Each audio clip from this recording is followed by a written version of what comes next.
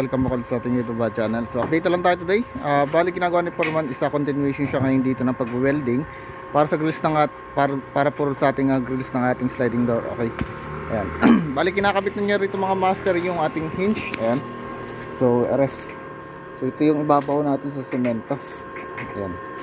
Then bali ito na yung kapareha niya mga master. So ito. Then kinabit na rin yung kanina yung hinge din nung isa, yung kabaak. Ayan. Then sa likod mga master, bali pinapa-finish na sa dalawang lever natin yung ating walling. Ayan, so masilyahan na. Ayan. So ito mga master. Ayan. So okay ito mga master, bali ito lilihain na lang, then pwede na siyang patungan ng flat natin. Then sa loob mga master, bali kanina isa continuation lang ako kanina rito ng pagsa-sidings ng ating kisame. Then diretso ang masilya na. Ayan. So isang patong pa yan mga master. Then kinabit ko na isang ilaw natin dito. Ayan. Okay.